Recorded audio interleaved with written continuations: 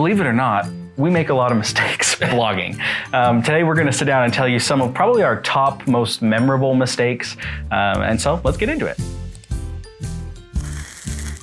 Number one, the thing that is kind of top of mind for me, this year I did not add a single blog post to my personal blog. Big fail on my part. But it's something that I think happens to a lot of us. We get started on something and we're not following through. But that leads to mistake number two, which is the overproduction of content. So we've done this actually several times, but the one I'll point to right now was cookforfolks.com. That one, we produced over 100 articles on the website. At the same time, we started a bunch of other sites and this huge portfolio of sites. So that's not the only one. We have a bunch of sites with like 100 articles on them. Having too much content to be able to actually like follow through. And then because we had so many sites, being able to focus in and actually get one of them done well, that was a big problem. So I guess the learning there is not spread yourself so thin that you can't do any one thing really well. Along those same lines, Cook for Folks. The content that we produced on Cook for Folks had another big mistake. And the mistake was in the search analysis. It came from a little bit of an experiment we were running, but the concept was this. If we could target low competition search phrases that people were actually searching for, and we could create the best content, we would win. That was the hypothesis. This was before people started talking a lot about topical authority and before any helpful content updates at all. And it was working for the first little while, for about 5 months. And then Google put out an algorithm update, and from that point on, that site has basically, it dropped and has been mostly stagnant ever since. The thing that we did, this is kind of the insider scoop here that we haven't talked about in other videos so much, is we found like 5 specific key phrases, right? 5 specific searches that people would make, and then we applied them to a whole bunch of different foods. So it's like, how much X do you need for a group of 50 people? And then we would build a table that would be like 10, 20, 30, 40, 50, whatever, a bunch of different people. And we thought, that's golden, right? You just basically write the same article 30 times about different foods. The problem is those articles don't interrelate at all. Like, what are we the expert at? Food quantities? Right. It doesn't tie back to like party planning or event planning. It's just straight up like, here's the facts, here's how much you're gonna need for about that many people. The articles are fairly helpful. They get some traffic, but there's nothing cohesive tying it together, so there's no topical authority. We have a whole video talking and analyzing, actually we have a series of like 3 videos analyzing and talking about Cook for Folks and what went wrong that I put out about a year ago. I will put it right there so you can go check it out. The next big mistake was a few years ago, we sold all of our blogs, and we did it here on YouTube, and it was really cool and we got a nice payday. The problem is, for us specifically, we teach blogging, and there's a lot of stuff that happens, right? So like Google updates came and went. Now you have AI, and we had these sites that were getting big that we hadn't even like fully monetized yet, right? We prematurely sold them knowing that like they would be worth so much more. We just put a little more work into them and just left them for a little bit longer. But again, the goal was that we would sell all those sites and start some new ones right away. Problem was we had just hired a couple new people, and we put a lot of emphasis on YouTube and learning YouTube as a team. And so it was like 9 months before we started the next batch of sites, which included Cook for Folks. So the big sites that we had, we don't have right now.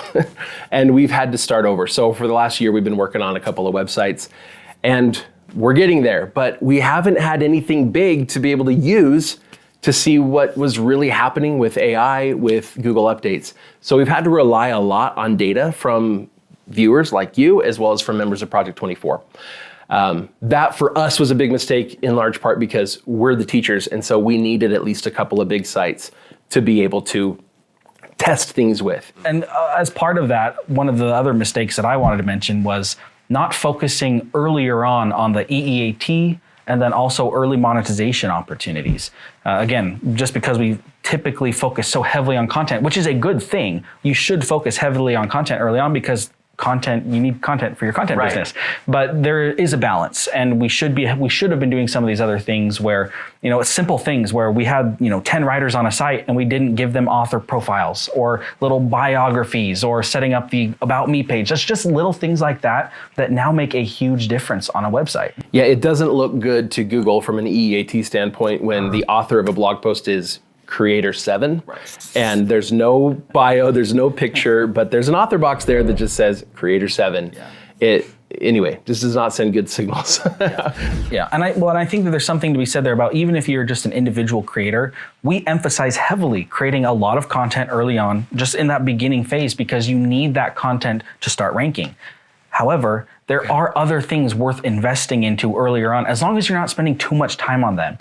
We've swung way too far probably onto the content side in some of our sites, and some of you may have done the same thing. A lot of people tend to swing way too far into the website design, and then they don't end up with any content. But just being able to identify where you are kind of, on that pendulum, and figuring out what's the best place, what's the correct amount of time to be spending on each one of these. And that's why in Project 24, it's somewhere in kind of, I think, the 30 to 50 post range, where we actually say, okay, now take a little bit of break from content. We're going to teach you about EEAT, and we run you through this whole course with like 30 some odd lessons that are all about different ways to build EEAT. So this year, I have my Project Double Time site, and you're going to get a full-on update here, but the Cliff Notes version is like, I fell way behind and am nowhere near the goal.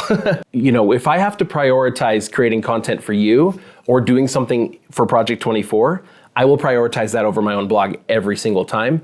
The problem is, in order to do a better job for you, I also need my other blog. So I have not done a good job of prioritizing that. And as a result, I was supposed to go beyond podcasts months ago. I haven't done it. I was supposed to have an info product 2 months ago. It's almost ready, right? Like, there's so many things that I was supposed to do that I didn't do. And so the lack of results completely comes from not focusing on those things at the time I needed them. Just everything, it got delayed. And that's unfortunately something that's gonna happen to people a lot. But if you want to succeed in a certain time frame, that's what it's gonna take. And I think another mistake that you can make is setting up these goals for yourself and then getting down on yourself when you're falling behind. The reality is like, in my life, the fact that I didn't achieve that goal, is not a big deal. This year, over the next few months, I am going to make that site what it was supposed to be. And it's gonna be just fine. And I'm gonna have another big site that I can use as a testing ground and that I can show you things on. I'm so excited to be able to actually show you guys stuff. But it's easy. I've been looking at this and kind of dreading the end of the year because I know I'm behind.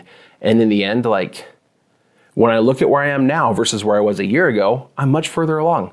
And I'm happy about that. And I need to be happy about that. So that's another big mistake, I think, is setting an expectation for yourself.